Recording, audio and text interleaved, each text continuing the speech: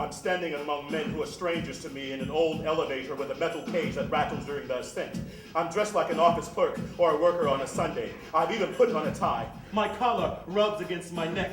I'm sweating. Whenever I move my head, my collar constricts my throat. I've been summoned to the boss. In my thoughts, I call him number 1. His office is on the 4th floor, or was the 20th. Whenever I think about it, I'm not sure anymore. The message of my appointment with the boss, whom I call number 1 in my thoughts, reached me in the basement, an expansive space with empty concrete cubicles and a direction sign for air raid precautions. I suppose it concerns some task I'm to be assigned. I control the fit of my tie and fasten the knots. I would like to have a mirror so that I could control the fit of my tie with my eyes. Impossible to ask a stranger how well your tie knot is fastened. The ties of the other men on the elevator are fastened impeccably. Some of them seem to know each other. They speak softly about something I understand nothing of. Nevertheless, their conversation must have distracted me. At the next stop, I read on the indicator above the elevator doors, the number 8, and I'm terrified! I've got up too far, or more than half the distance is still ahead of me. The time factor is crucial. 5 minutes too early would be what I call true punctuality. The last time I looked at my wristwatch, the hands pointed at 10. And I remember my feeling of relief. 15 minutes remained until the hour of my appointment with the boss. Who I call number 1 of my only 5 minutes later.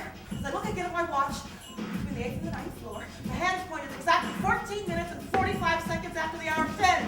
There goes punctuality. Time doesn't work to my advantage anymore. I quickly assess my situation.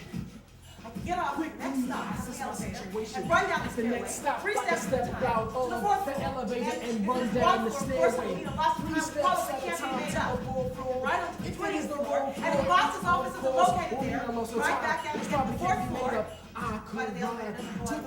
Or I could run down the stairs 3 steps at a time and break my neck in doing so, or my leg, just because I'm in a hurry. Already, I see my wish, carried into the office of the boss, on the place in front of his desk, still ready, though no longer concerned. In the meantime, everything hinges on the one question impossible to answer in advance because of my negligence. Your negligence. Which floor is the office of the boss? Waiting for me was an important task. It has to be an important task. Why else doesn't he assign it to one of his subordinates? A quick glance at my watch informs me irrefutably of the fact that for a long while it has been too late for even basic punctuality, though our elevators, as I noticed on second glance, hasn't even arrived yet at the 12th floor. The short hand is pointing at 10, the long hand 50. Seconds, long seats haven't mattered. Something seems to be wrong with my watch, but there's no time left now for a time check. Without having noticed where the other gentlemen have stepped off, I'm alone in the elevator. With a heart that grips the roots of my hair, I see on my watch, which I cannot turn my eyes from any longer, the hand circling the dial with increasing speed, so that between 2 bats of an eyelid, ever more hours have passed. I realized for quite a while that something has been wrong with my watch, with the elevator, with time. I plunge into wild speculations. The force of gravity abates, a disturbance, a kind of stutter of the globe's rotation, like a cramp in the leg during a soccer game. I regret that I knew too little about physics to resolve in pure science the screaming contradiction between the velocity of the elevator and the lapse of time my watch indicates. And the lapse of time my watch indicates. Why didn't I pay attention in school or read the wrong book? Poetry instead of physics. The time is out of joint. Perhaps the world is falling apart. And my task, so important that the boss wanted to personally assign it to me, has already become meaningless because of my negligence. Not operative in the administrative language I've learned so well. Useless knowledge on file when no one will check anymore because the task concerns precisely the last possible action to prevent the destruction whose start I am now experiencing locked up in this crazed elevator with my crazed wristwatch. Desperate dream within a dream. Simply by rolling myself up into a ball, I'm able to turn my body into a bullet that by crashing through the elevator ceiling will outdistance time. Chilly awakening in the slow elevator to glance at my frantic watch. I imagine despair of number 1. His suicide, his head. His suicide, his head. On the desk. Blood trickling from a black-edged hole in the probably right temple. I didn't hear a shot, but that doesn't prove anything. The walls of his office were soundproof, of course, incidents were taken into account during its construction, and what happens in the boss's office is none of the population's business. collar is lowered. I step from the elevator without any tax. The now useless tie still fastened ridiculously beneath my chin.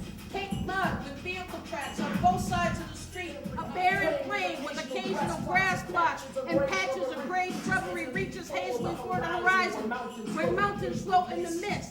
Two gigantic natives stand in front of a billboard advertising products of a foreign civilization. A menace emanates from their backs. I think about going back. I haven't been noticed yet. Never. My frantic ascent to the boss that I would feel homesick for the elevator. That was my prison. How shall I explain my presence in this no man's land? I don't have a parachute to show for it. No airplane or wrecked car. Who would believe that I came to Peru from an elevator? In front and back of me, the street, flanked by the plane which reaches for the horizon. How will communication be possible? I don't know the language of this country. I could as well be deaf-mute. I'd be better a deaf-mute. Perhaps there exists compassion in Peru. The only compassion in Peru.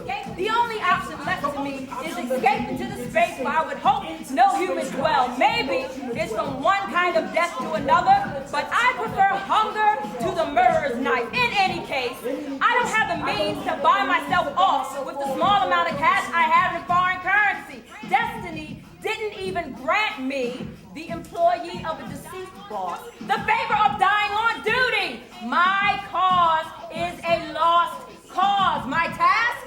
Enclosed in this brain that won't relinquish a thing anymore this side of death until the vault of eternity, whose combinations the sages of the world toil to decode, are open. Hopefully not too late.